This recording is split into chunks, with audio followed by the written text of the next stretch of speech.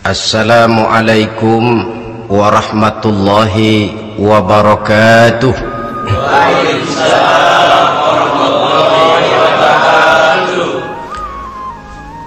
Alhamdulillahi rabbil alamin, wassalatu wassalamu ala ashrafil anbiya'i wal mursalin, sayyidina wa maulana Muhammadin wa ala alihi wa ashabihil mujahidin at-tahirin, amma ba'd. Saudara hadirin kaum muslimin rahimakumullah, sebagai yang kita maklum bahwa Islam bertujuan memelihara kemuliaan manusia yang diciptakan fi ahsani takwim, dalam bentuk yang paling sempurna. Arak atau minuman keras jelas merupakan hal yang merusak dari berbagai aspek kehidupan, entah kesehatan tubuh, entah pertumbuhan akal, ketentraman rumah tangga, ketentraman masyarakat, bangsa dan negara. Cobalah sejenak kita adakan penyelidikan. Kalau masuk kita ke dalam penjara, melihat sel-sel di sana, berapa banyak yang mendekam di sel karena urusan minuman keras. Masuk kita ke rumah sakit, berapa banyak yang dirawat akibat minuman keras, akibat stres yang dialaminya. Berapa banyak rumah tangga berantakan, berapa banyak pembunuhan terjadi, pemerkosaan terjadi akibat daripada minuman keras ini. Yang paling ironi kalau dia sudah menyerang anak-anak muda kita, padahal kita tahu remaja pemuda adalah bentuk miniatur daripada kehidupan suatu bangsa. Akan bagaimana warna Indonesia 20, 30, 40 tahun yang akan datang, remaja dan pemuda kita jawabannya. Bahkan dari segi agama pun, akan bagaimana warna Islam di Indonesia 20, 30 tahun yang akan datang, remaja itu pula jawabannya. Karena itu tidak terlalu berlebihan kalau saya berkata bahwa untuk menghancurkan Islam di Indonesia ini tidak perlu menghancurkan pondok pesantren, tidak perlu menutup masjid, melarang pengajian, menyegel musola, tidak perlu. Untuk menghancurkan Islam di Indonesia cukup dengan meracuni remaja, pemuda-pemudi Islam di Indonesia. Kalau mereka sudah diracuni, dijauhkan dari agamanya, masalahnya tinggal menunggu pergantian generasi.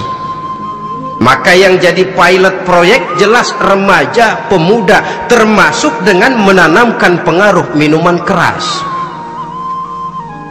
Ditanamkan ke tengah remaja kita ini untuk jauh dari tuntunan agama. Hei pemuda-pemuda Islam, kalau kau mau jadi pemuda modern, jangan dekat-dekat ke masjid. Masjid khusus 60 tahun ke atas. Sepertinya di depan masjid itu ada papan pengumuman masjid khusus 60 tahun ke atas. Baca Quran kolot. Seiring dengan itu lalu modernisasi diartikan dengan westernisasi. Kau tidak akan bisa jadi pemuda modern sebelum semua yang datang dari barat kau telan mentah-mentah. Kau harus bisa bergaul seperti orang barat, berumah tangga macam orang barat, makan minum seperti orang barat. Kalau nyanyi lagu barat yang orang lain gak ngerti, kamu juga gak tahu.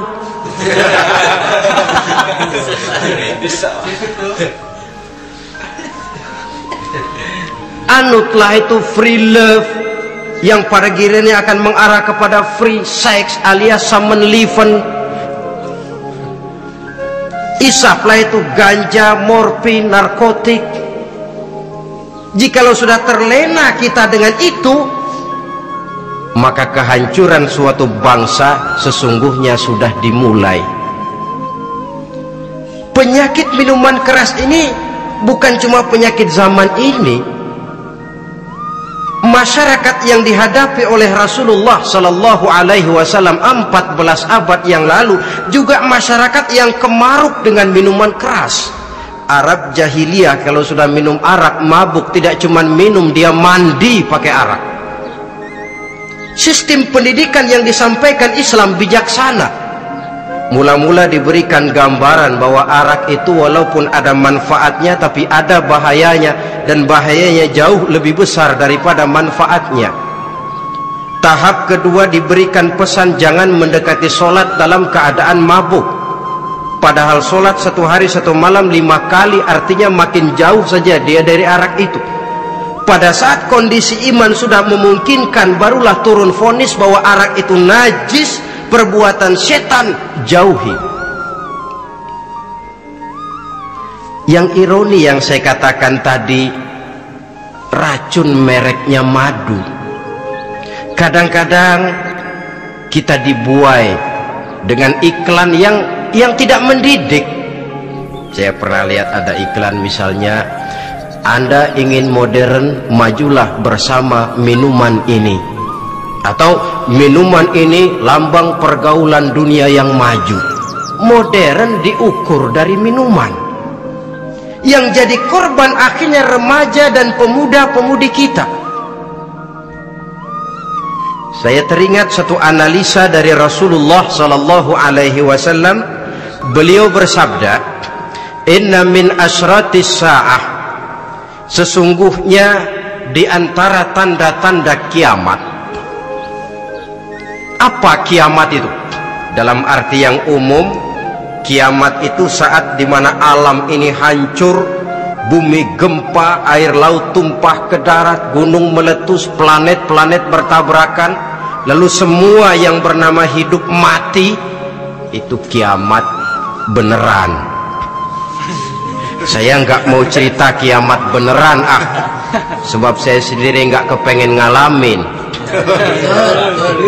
Yang sering kita ngalami ini kiamat kecil-kecilan, kiamat mini. Apa kiamat mini itu? Hancurnya sendi-sendi kehidupan sosial. Maksiat merajalela, munkarat menjadi-jadi. Yang ma'ruf dianggap munkar, yang munkar malah menjadi ma'ruf. Yang salah disanjung-sanjung, yang benar dicaci maki. Tuntunan dianggap tontonan, tontonan malah jadi tuntunan. Kan kiamat kalau sudah begitu. Penjungkiran nilai. Kenapa hal semacam ini bisa terjadi? Penyebabnya kata Nabi, pertama ayyurfa'al ilmu. Ilmu diangkat oleh Allah. Bagaimana cara Allah mengangkat ilmu dan apa maksudnya itu? Allah mengangkat ilmu itu, saudara, caranya pertama dengan mewafatkan ulama. Makin banyak ulama wafat, makin banyak ilmu ditarik. Yang kedua, kurangnya minat orang untuk belajar agama. Kalau sudah klop macam itu, artinya agama sudah disudutkan ke pojok-pojok kehidupan. Agama cuma sekedar tinggal dekorasi. Agama cuma seminar, cuma kongres, cuma muktamar. Tapi bahwa agama merupakan realita dalam kehidupan, itu tidak pernah terwujud. Kalau ulama sudah tiada, minat orang belajar agama berkurang, maka ajaran Allah tidak lagi didengungkan orang. Dikala itu wa yudharul jahlu, akan muncullah kebodohan, nampak kebodohan di mana-mana. Muncul permissive society, masyarakat yang merasa boleh hidup dengan kaidah serba boleh. Tidak ada halal, tidak ada haram, tidak ada hak, tidak ada batil, semuanya serba boleh. Kalau sudah begitu kondisi masyarakat, terjadilah apa yang dianalisa oleh Nabi. Dikala itu wayab suazina, zina dikerjakan berterang-terangan. Orang sudah tidak punya malu, hidupnya sudah pakai prinsip punya kuping, kuping kebo, punya muka, muka tembok, punya kulit, kulit badak. Kalau juga dikasih tahu, malu dong kau tinggal serumah belum nikah. Malu sama siapa? Masyarakat. Allah, masyarakat cuek aja. Cuek.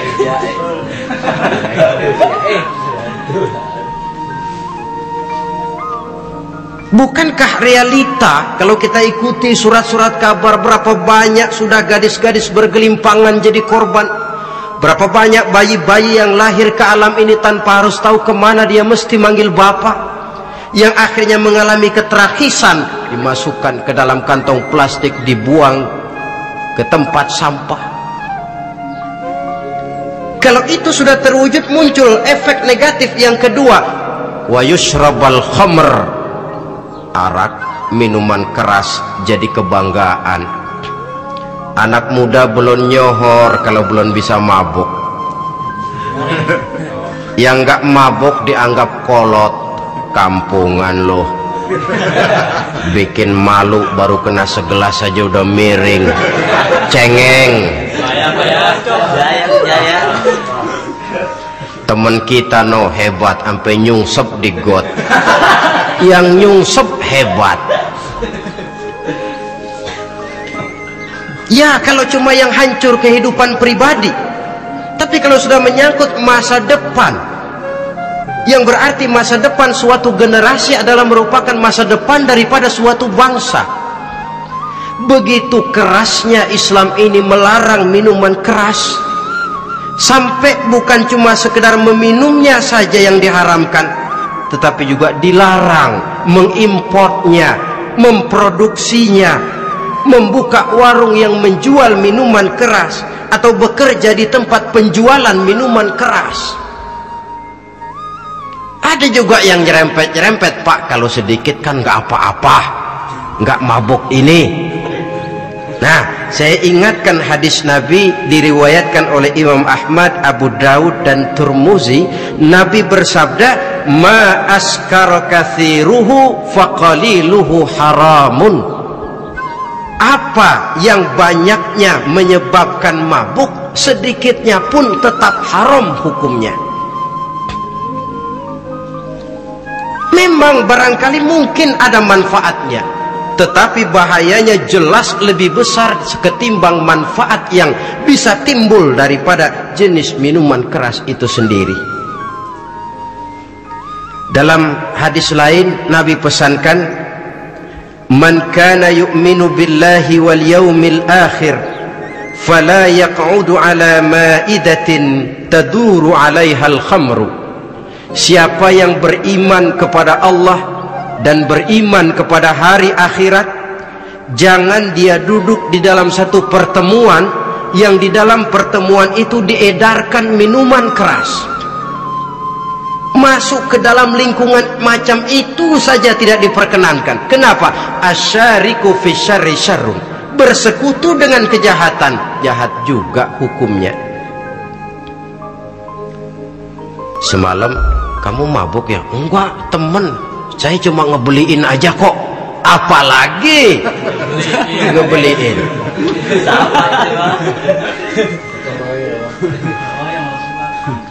Sebab apa?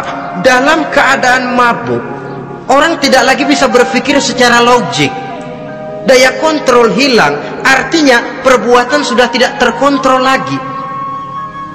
Yang pertama. Yang kedua, IQ tidak akan tumbuh dan berkembang secara normal seperti yang kita harapkan. Yang ketiga, harga diri akan runtuh, hancur di tengah masyarakat. Bayangkan kalau tengah malam kita digotong orang, diantar ke rumah kita. Dengan kondisi macam itu masih punya muka kita untuk tegak di tengah masyarakat.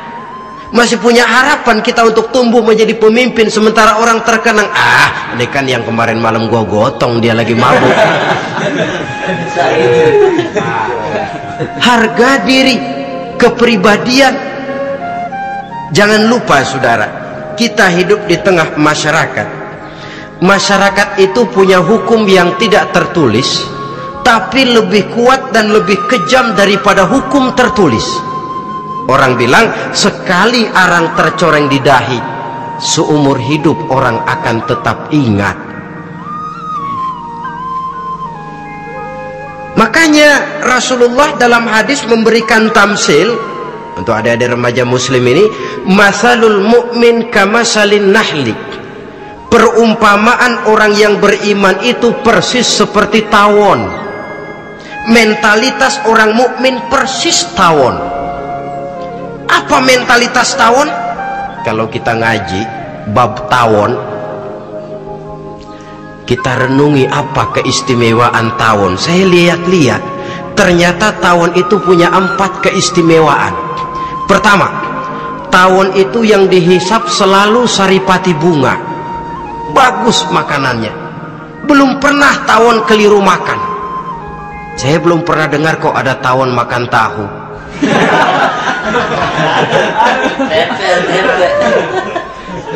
Yang dimakan selalu saripati bunga. Artinya apa? Orang mukmin perutnya itu perut selektif. Yang dimakan yang baik-baik, yang diminum yang baik-baik. Yang baik menurut agama itu adalah yang halal, thayyibat. Perutnya selektif, bukan perut asbak. Kalau asbak puntung apa saja masuk ke dalamnya. Tapi mukmin perutnya ini selektif. Daging kambing masuk, tahu masuk, kangkung masuk, kodok minggir, air kelapa minum, kopi minum. Tapi kalau sudah berbau minuman keras minggir. Sebab apa? Makanan dan minuman yang kita masukkan ke dalam perut besar ini akan digiling dalam perut besar, akan melahirkan energi, menggerakkan sel-sel pembuluh saraf. Kalau makanan dan minuman itu terdiri dari yang haram, energi yang ditimbulkan olehnya energi yang haram, mempengaruhi sel-sel pembuluh saraf. Orang akan cenderung berpikir yang haram kalau terlalu sering memakan makanan haram. Kalau sudah berpikir kepada yang haram, perbuatan pun akan mengarah kepada yang haram juga. Contoh kecil aja dah, ada nggak maling mikirin majelis taklim? Karena yang dimakan lebih banyak yang haram, yang dipikir paling-paling nanti malam rumah siapa lagi nih ya? Sudah mengarah ke sana.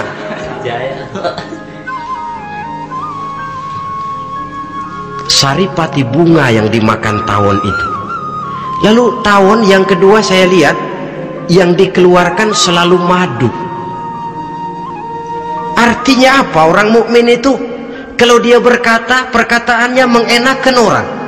Kalau dia berbuat, perbuatannya membawa manfaat bagi orang. Kalau kakinya melangkah tentu ke tempat yang ada gunanya. Yang dikeluarkan madu, bukan racun. Indah tawon itu. Yang ketiga, tawon saya lihat kemanapun dia hinggap tidak ada dahan patah. Artinya apa? Orang mukmin dimanapun dia tinggal, kemanapun dia pergi, pantang jadi biang kerok buat lingkungannya, pantang menimbulkan kerusuhan dan keonaran. Tidak ada cabang patah dimanapun tawon hinggap. Tapi juga yang keempat, saya lihat-lihat tawon itu jangan coba-coba diusik. Satu kali dia diusik, kemana orang lari? Nyilem masih ditungguin. Tawon. Tapi kalau nggak diusik, nggak ada tawon usil ke pasar nyariin orang. Ketika dia diusik, inilah saatnya saya harus mempertahankan kehormatan diri saya. Dia pun bangkit. Artinya apa? Orang mukmin tidak boleh nyari-nyari musuh, tapi ketemu musuh tidak boleh lari. Musuh jangan dicari, bertemu pun jangan lari. Mentalitas orang mukmin seperti tawon, yang dimakan baik, yang dikeluarkan baik, kemana dia tinggal tidak menimbulkan keonaran buat masyarakat, tapi juga sanggup menjaga dan mempertahankan kehormatan dirinya. Kalau konteksnya dengan masalah yang sedang kita bicarakan, minuman keras, saya katakan tadi, kita kadang-kadang salah pilih, tertipu oleh racun yang bermerek madu. Ada minuman empuk, nyari yang keras, salah pilih. Ketahuan orang bikin pel buat anjing, manusia yang nelen. Akhirnya miring kayak anjing.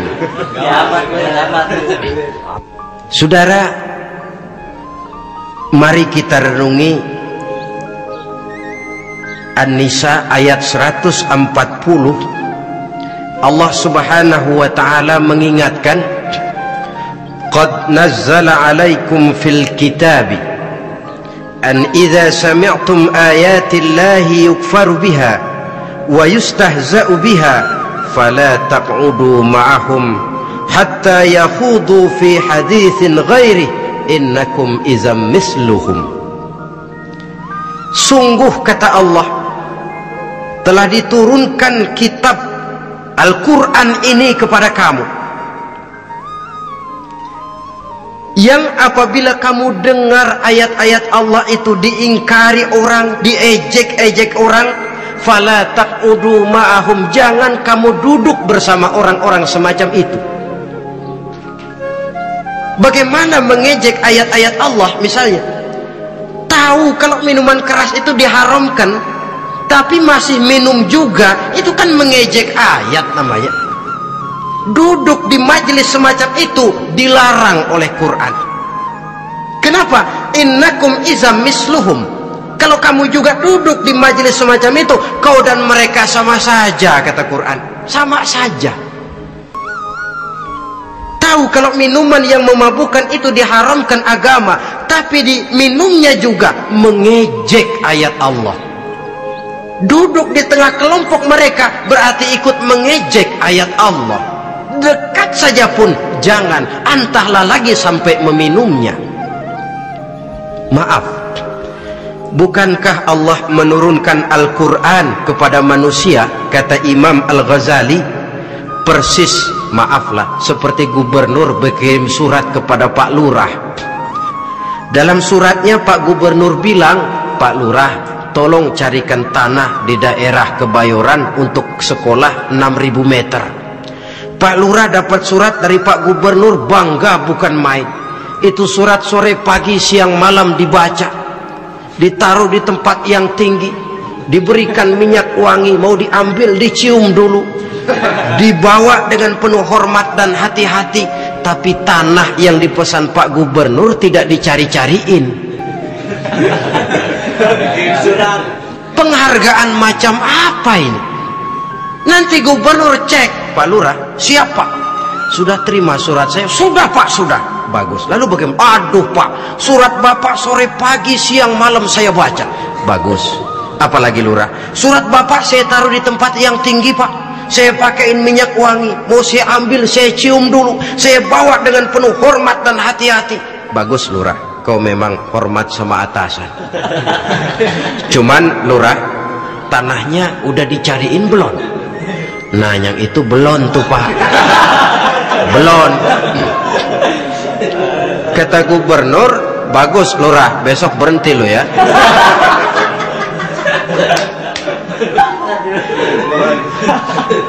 Membacanya memang penting, al-muta'abbad bitilawatihi, beribadah dari sebab membacanya. Tapi setelah kita baca, kita tahu isinya, what next? Mau apa kita dengan isinya itu? Jangan yang kita baca kita injak-injak. Itulah ironinya, bagaimana Quran itu mau membawa keberkahan dalam hidup ini, kalau yang kita baca sering kita injak-injak. Dalam kehidupan kita baca ayat, wa ahallallahu al-bai'a wa harramar riba. Allah halalkan jual beli, Allah haramkan riba, tapi renten ditelan terus.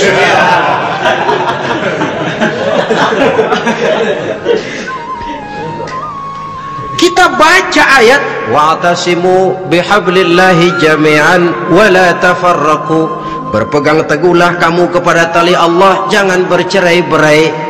Tapi sesama muslim pelotot-pelototan jalan terus. Janganlah yang sesama muslim kadang-kadang yang mengklaim dirinya sebagai pemimpin Islam kelihatannya juga sikut-sikutan jalan terus.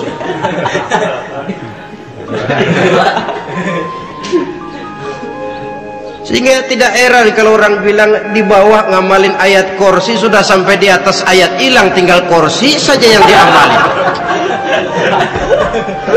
Ironi dan menyedihkan.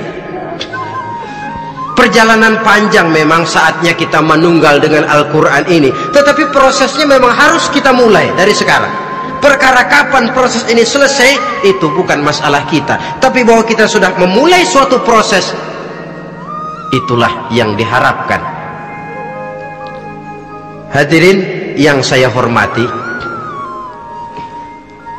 oleh karena kerasnya peringatan Islam terhadap minuman keras, pernah satu hari seorang lapor kepada Khalifah Umar bin Abdul Aziz bahwa ada sekelompok orang berkumpul meminum minuman keras. Kata Khalifah Umar bin Abdul Aziz, dera mereka, hukum, cepat. Ya Khalifah, kenapa?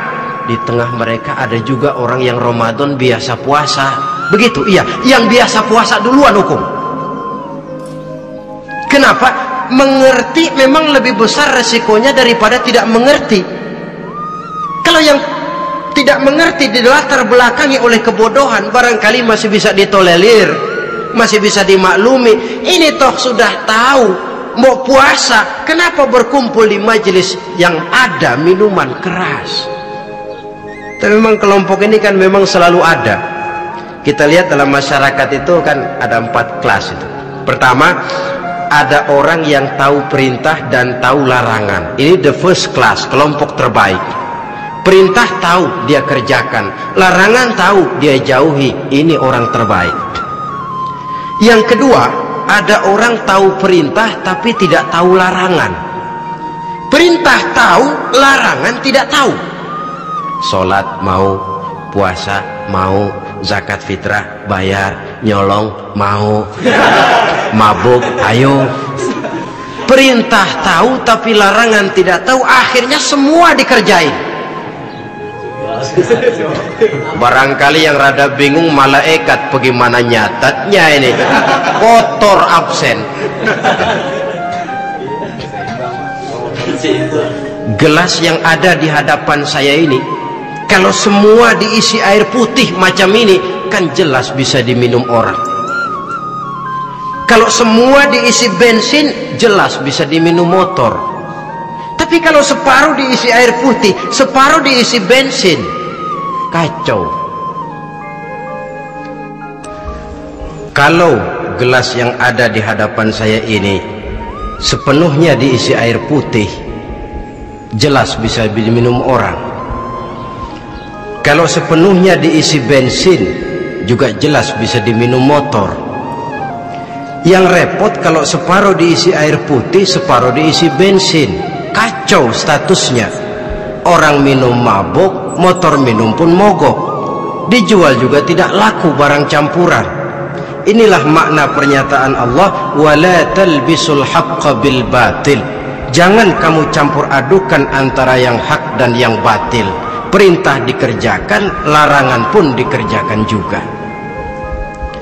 Kelompok ketiga, ada pula manusia yang tahu larangan tapi tidak tahu perintah. Larangan tahu tapi perintah tidak tahu. Jahat sama tetangga tidak, mencuri tidak, mabuk tidak, zina tidak, sholat tidak, puasa tidak, polos, semua serba tidak. Dan yang terakhir, kelompok keempat, perintah tidak tahu, larangan pun tidak tahu. Ini masuk kelompok makhluk gratis. Misalnya kambing, ayam, kerbau, itu kan makhluk-makhluk yang memang perintah tidak tahu pun larangan juga tidak tahu. Nah, dalam hubungannya dengan ini, saya mengajak, marilah kita berusaha sekuat mungkin menjauhkan diri dari minuman keras yang jelas bahayanya dengan hidup tidak jauh dari bimbingan agama. Hadirin kaum muslimin rahimakumullah, kawan seiring dan sejalan dari minuman keras judi namanya. Saudara kembar barangkali. Yang satu sering menimbulkan yang lain, tetapi bukan tak jarang keduanya berjalan berdampingan. Posisi judi dan arak ini dalam Quran sama bahayanya. Apa sebab?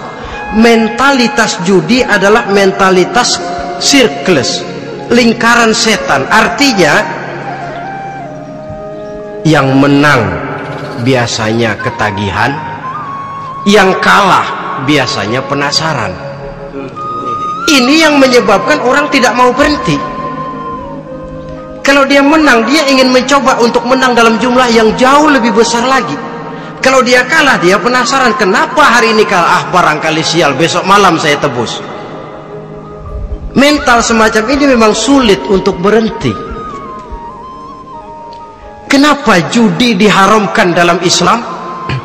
Pertama, seorang muslim di dalam berusaha mencari harta, dia harus mengikuti sunnatullah. Kata kita orang muslim, hukum alam kata orang sekarang, natural of law bahasa kerennya. Berusaha menurut hukum kausal, memasuki rumah dari pintunya, menunggu suatu akibat dari sebab yang kita lakukan, bahwa kalau begini mesti begitu. Karena kita memang terikat oleh permainan yang disebut hukum alam ini. Hidup bukan undian, jangan mengharap untung besar tanpa mau peras keringat. Satu pagi Khalifah Umar bin Khattab radhiyallahu an masuk ke masjid. Beliau lihat ada orang sedang berdoa khusyuk betul. Ditunggunya 2 menit, 3 menit, sampai 10 menit lebih belum juga selesai. Agak lama orang itu berdoa. Selesai berdoa, dihampiri orang itu oleh Sayyidina Umar. Beliau tanya, saudara, lagi apa? Tadi itu berdoa ya Khalifah. Minta kepada Allah? Tentu minta kepada Allah. Minta apa kamu? Minta rezeki. Sudah lama? Dari tadi habis sembahyang subuh. Dapat? Belum. Ya memang kata Sayyidina Umar, inna sama la tumtiru zahaban wala fiddatan. Langit itu tidak mungkin akan menghujankan emas, tidak mungkin pula menghujankan perak. Jadi orang dilarang duduk bermalas-malas menunggu keajaiban yang datang dari langit. Karena memang hidup ini bukan undian. Jadi jangan mengharap untung besar tanpa mau peras keringat. Di dalam berusaha kita terikat oleh sunnatullah. Kalau begini sebab penyebabnya, akan begini akibat yang ditimbulkannya. Yang kedua, Islam menjadikan harta manusia itu sebagai benda berharga yang dilindungi. Mengambilnya dengan judi termasuk memakan harta orang lain dengan cara yang batil. Yang ketiga, judi itu sendiri dapat menimbulkan permusuhan dan pertentangan antara para pemain itu sendiri. Meskipun kelihatannya kompak duduk dalam satu meja yang saling berhadap-hadapan, yang kalah kelihatannya pasrah, tetapi kan itu cuma kulit permukaan. Batinnya bagaimanapun juga yang kalah itu tetap mendendam. Sedangkan yang kalah di samping mendendam juga mengomel, mencaci mungkin ya lawan bermainnya, ya mungkin juga dirinya sendiri. Dan yang keempat, judi itu merusak aktivitas hidup, membuat orang membuang waktu dengan tidak terasa, dan yang pada gilirannya melupakan orang kepada tanggung jawab. Wah, kalau sudah memegang kartu, konon kabarnya, saya sendiri alhamdulillah belum pernah, lupalah orang anak, lupalah orang kepada istri, lupalah orang kepada tanggung jawab. Waktu pun berlalu tanpa terasa. Apalagi kalau sudah diiming-iming oleh gambaran akan memperoleh keuntungan yang besar. Termasuk di dalam judi itu undian, apapun namanya. Yang usaha ke arah ini seharusnya tidak dipermudah, walaupun dengan embel-embel dana kemanusiaan, sumbangan sosial. Saya tidak begitu yakin, saudara, bahwa bangsa Indonesia ini sudah begitu menipis rasa kemanusiaannya sehingga untuk berlaku sosial mesti diimbangi dengan hadiah sekian juta rupiah. Saya tidak percaya bahwa umat Islam di Indonesia sudah begitu tipis rasa kasih sayangnya kepada sesama sehingga sulit mengeluarkan bantuan kalau tidak diimbangi dengan hadiah yang sekian puluh juta rupiah. Yang saya khawatir apa? Pada gilirannya di negeri ini akan makin banyak penghayal-penghayal kelas berat, tukang-tukang lamun kelas tinggi, yang hidup cuma ngumpulin jikalau. Andai kata umpama misalnya orang sudah kemana-mana kita masih menghitung jikalau.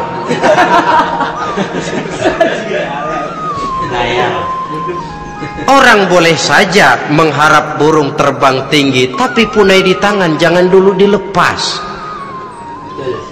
Artinya idealisme silahkan terbang setinggi langit, tapi kaki harus tetap berpijak di alam realita.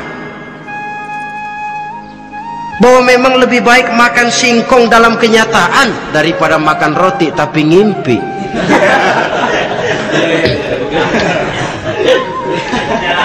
Kadang anaknya menangis, Pak minta jajan, ada uang 200 rupiah. Sudahlah sabar, kau jangan jajan, nanti bapak beliin kalau tembus 100 juta nih. Akhirnya yang 100 juta tidak, anak pun kelaparan. Bukankah akan jadi masalah bagi semuanya? Belum lagi rasa sayang kepada harta yang sudah dia miliki, entah itu tanah, rumah, kendaraan. Kalau sudah kadangkala di meja judi, hilang rasa sayang kepada benda itu. Ada rumah-rumahnya dilelang, ada kendaraan-kendaraan jadi taruhan, ada jam tangan pun copot tanpa terasa.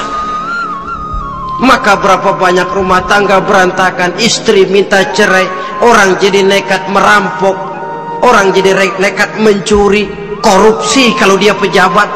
Akibat apa ini? Pengaruh yang namanya judi. Saudara kaum muslimin, ma'asyiral muslimin rahimakumullah. Itu sebabnya di dalam surah Al-Maidah ayat 90 Allah menekankan, innamal khamru wal maisir wal ansab wal azlam rijsun min amali syaitan fajtanibuhu la'allakum tuflihun. Sesungguhnya arak, judi, berhala, mengundi nasib itu rijsun. Ya Allah, jarang benar Quran menggunakan kalimat rijsun.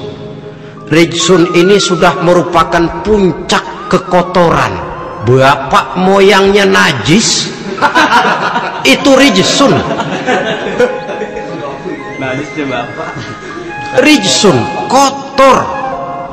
Sudah kotor ditambah pula min amali syaitan, pekerjaan setan. Fajtanibuhu, jauhi.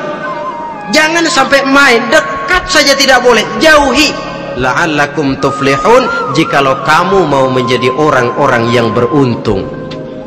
Sejarah tidak pernah mencatat ada orang jadi miliuner karena judi. Sejak David Rockefeller sampai Aristotle Onassis, orang-orang kaya top di dunia, mereka kaya bukan karena judi, tapi karena kemauan peras keringat banting tulang, mau memulai sesuatu dari kenyataan yang real di depan mata. Sebab apa? Hidup ini memang perjuangan. Janganlah kita ingin hidup dengan satu prestasi, ingin tetap hidup seperti apa adanya sekarang ini saja, toh kita harus berjuang. Apalagi ingin hidup lebih baik, lebih terhormat, lebih mudah. Hidup perjuangan, perjuangan berarti pengorbanan. Berani hidup artinya berani berjuang. Berani berjuang maksudnya rela berkorban. Takut berkorban, jangan berjuang. Tidak mau berjuang, berhenti hidup. Itu logika. Dan bagaimanapun saya yakin lebih baik berkorban daripada menjadi korban. Kalau sekarang kita berkorban, peras keringat, banting tulang, berusaha secara sunnatullah untuk menghidupi anak, istri, keluarga, pada satu saat kita tidak akan menjadi korban kebrutalan anak-anak kita sendiri kalau mereka dibesarkan dan tumbuh berkembang oleh hasil yang diperoleh dari meja judi. Ayat 91 Al-Maidah ini lebih memperkuat lagi. Kalau itu arak, judi, berhala, mengundi nasib adalah perbuatan setan, sebenarnya setan mau apa sih? Ayat 91 menegaskan, innama yuridu syaitanu ayyuqi'a bainakumul adawata wal baghdha'a fil khamri wal maisir. Yang dimaui setan itu tidak lain supaya dengan arak dan dengan judi timbul rasa permusuhan, sikap memusuhi, saling marah di antara kamu. Coba, biasanya dalam meja judi sudah loyo, waktu juga sudah berlarut-larut. Yang menang mau berhenti, apa yang kata yang kalah? Berhenti dah, gue wacok loh. Enak bener, gue lagi kalah, lo berhenti. Coba, kira-kira kapan akan selesai permainan? Akan timbul permusuhan, akan timbul rasa dendam kesumat yang ditanamkan oleh setan. Karena memang baik arak, baik judi, baik berhala, baik mengundi nasib, itu semua permainan-permainan setan yang diberikan kepada kita untuk kita ikut andil bermain di dalamnya. Tatkala kita ikut terkena jerat setan, tertawalah mereka. Kenapa? Oh, makin banyak teman saya di neraka.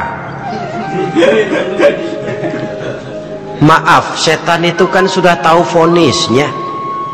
Ketika dulu dedengkotnya yang namanya iblis terusir dari surga, itu bikin semacam perjanjian dengan Allah. Tuhan, kenapa iblis? Gara-gara Adam saya terusir dari surga. Maka sejak saat ini Adam dan seluruh keturunannya adalah musuh bebuyutan saya. Saya akan gelincirkan mereka dari jalan.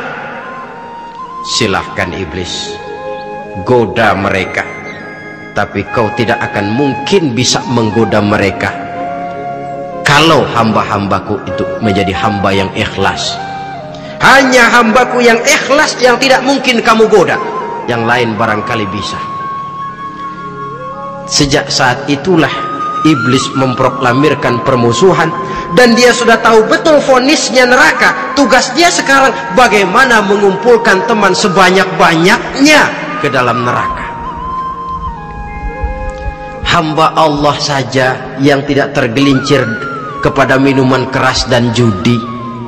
Hamba Allah yang ikhlas itu bagaimana? Yang ikhlas menjadi hamba Allah dalam arti kata dan perbuatannya memang mencerminkan bahwa dia hamba Allah. Maaf,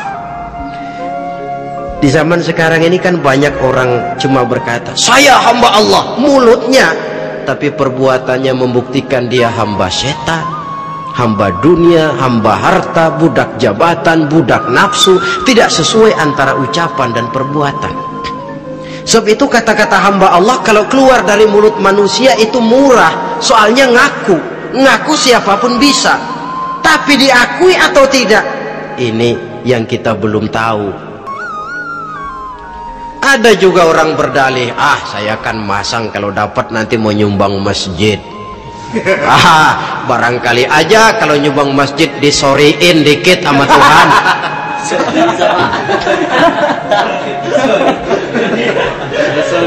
Apa bisa begitu?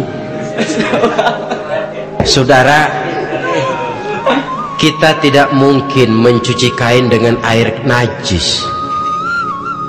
Innallaha thayyibun, kata Nabi, la yaqbalu illa thayyiba. Allah itu baik dan hanya menerima yang baik.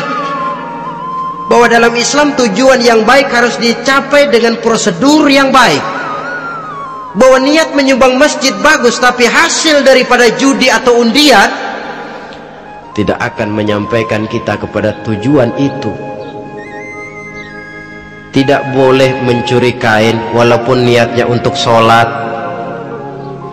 Kalau nyolong kain niatnya buat sembahyang, dimaafin kali. Walaupun sholatnya sah, mencuri kainnya tetap saja dosa. Islam tidak menghalalkan segala cara untuk mencapai suatu tujuan. Bahwa tujuan yang baik harus dicapai dengan cara yang baik juga. Dan penyakit judi ini juga bukan penyakit baru. Sejak dulu masa jahiliyah, judi mereka, saya kira kalau Las Vegas, kota judi Amerika saja barangkali masih kalah dengan cara judi jahiliyah dulu. Mereka kalau sudah judi itu uang, habis uang ada punya tanah pasang taruhan, habis tanah ada rumahnya dipasang. Apalagi yang ada? Ternak unta dipertaruhkan. Harta habis, rumah ludes, kebun binasa, ada istri juga dipasangin. Judi.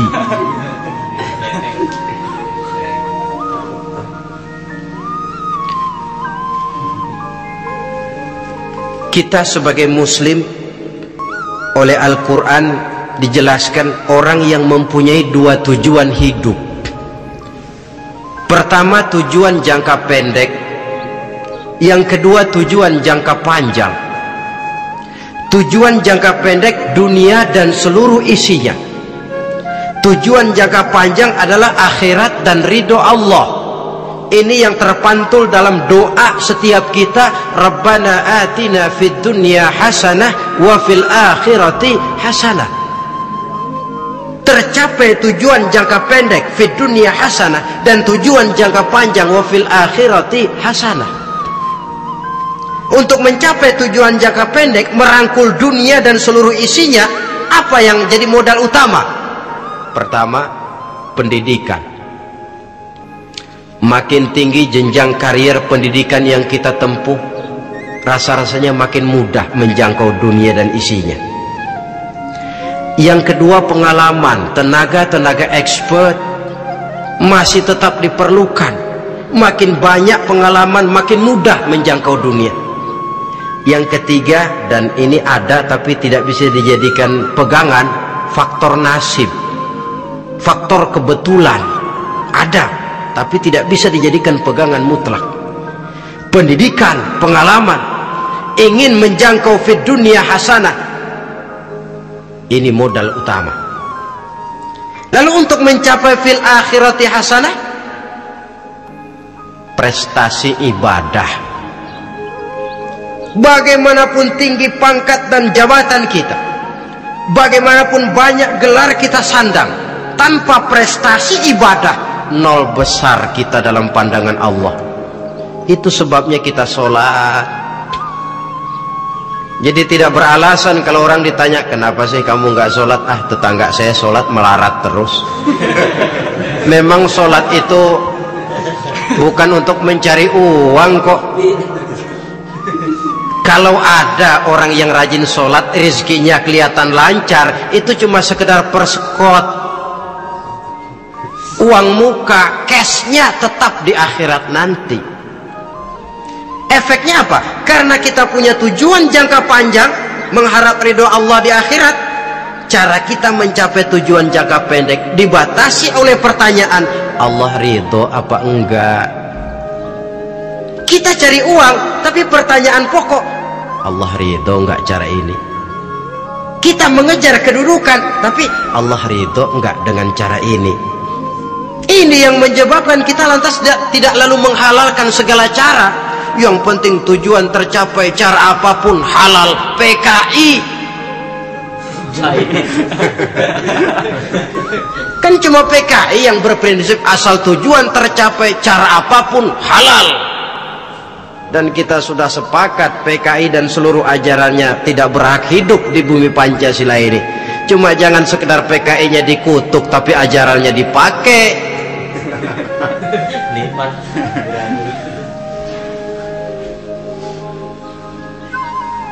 Nah, untuk mencapai dua tujuan ini, Islam mengajarkan sistem keseimbangan. Sehingga Nabi sabdakan, "I'mal lidunyaka ka'annaka ta'ishu abada wa'mal li akhiratika ka'annaka tamutu ghada." Bekerjalah buat duniamu seolah-olah kau akan hidup untuk selamanya, tetapi bekerjalah untuk akhiratmu seolah-olah kau akan mati besok. Jadi kalau kita sudah sholat menghadap Allah, usolli fardal maghrib, Allahu Akbar, ingat seolah-olah kita akan mati besok supaya timbul khusyuknya. Tapi kalau kita sudah bekerja, kuliah, bekerja, belajar di tempat tugas, ingat seolah-olah kita akan hidup selamanya supaya timbul gairah kerja. Jangan dibalik. Di kantor ingat mati, lemas terus. Ngapain kerja sungguh-sungguh bakalan mati. Lagi sholat ingat Duta Merlin, Altiron Plaza, ya kacau. Salah pasang, tidak pada tempatnya. Untuk mencapai fid dunya hasanah ini, Islam mengajarkan tempuh jalur yang mengikuti sunnatullah. Itu yang dihargai oleh agama. Terikat oleh hukum kausal bahwa kalau ini yang saya usahakan hasilnya akan begini. Perkara nanti hasil tidak seperti yang kita harapkan, baik sangkalah kita kepada Allah. Sebab kita tidak tahu rahasia apa di belakang itu. Kadang orang mengeluh, habis saya rajin sholat tapi rezeki seret, berhenti aja dah. Kita tidak tahu rahasia di belakang itu. Pernah hadirin, satu hari seorang petani, dia selesai bekerja di ladang, istirahat. Dia tidur di bawah sebuah pohon beringin. Di sebelah pohon beringin itu ada pohon labu. Dia berpikir, kalau saya lihat-lihat Tuhan nggak adil katanya. Masa pohon beringin pohonnya besar, buahnya kecil. Pohon labu pohonnya kecil, buahnya gede. Tuhan bukan arsitek ulung ini.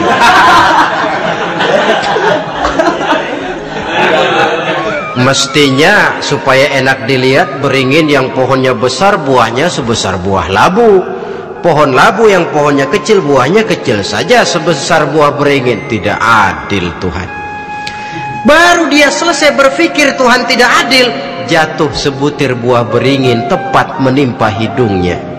Dia terkejut. Astagfirullahalazim. Kalau begitu saya sadar katanya, Tuhan benar-benar adil. Coba kalau buah beringin segede buah labu, waduh kayak apa muka saya ini.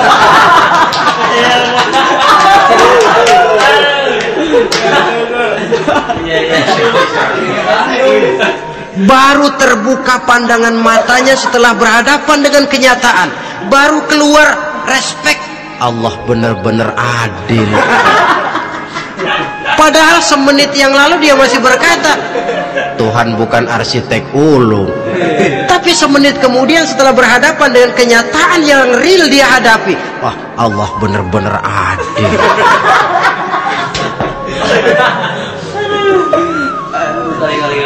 Itulah kehidupan ini.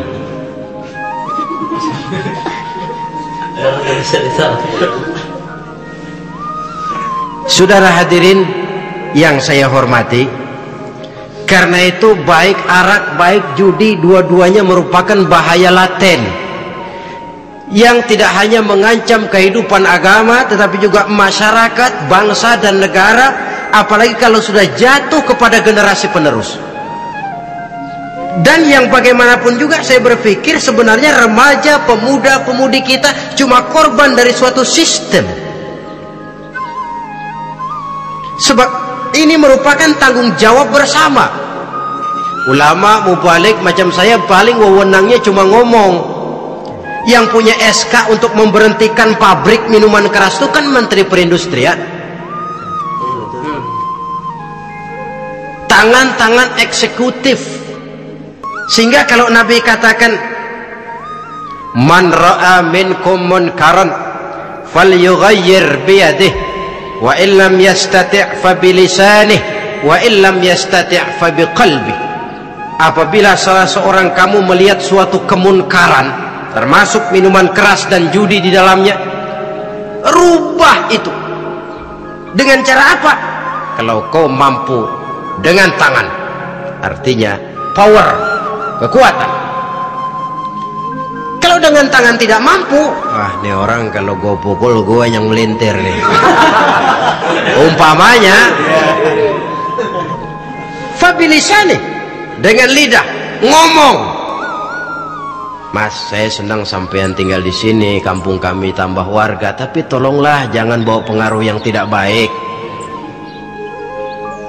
Kalau ternyata bicara pun tidak berani, fabiqalbi, cukup dalam hati, sekurang-kurangnya tidak ikut membenci kemungkaran dalam hati, itulah kadar iman yang paling lemah.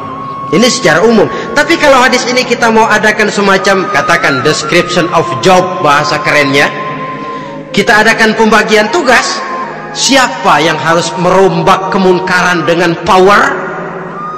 Penguasa, pemerintah, sebab dia punya aparat. Siapa yang merombak kemungkaran dengan lidah? Ulama, kiai, mubalik, ngomong. Siapa yang hanya merubah kemungkaran dalam hati? Kita umumnya rakyat lemah ini, yang mau ngomong nggak berani tapi hati pegel. Nah, kalau sudah ada pembagian tugas semacam itu, insya Allah masing-masing akan berjalan pada relnya, dan pada akhirnya selamatlah kita, bangsa Indonesia, umat Islam pada khususnya, dari bahaya, baik bahaya minuman keras maupun bahaya judi. Menyelamatkan bangsa dan yang lebih lagi menyelamatkan masa depan kita. Sekianlah saudara pertemuan kita pada saat ini, mudah-mudahan ada manfaatnya. Terima kasih atas segala perhatian, mohon maaf atas segala kekurangan. Usikum wa nafsi bitaqwallah. Wassalamualaikum warahmatullahi wabarakatuh.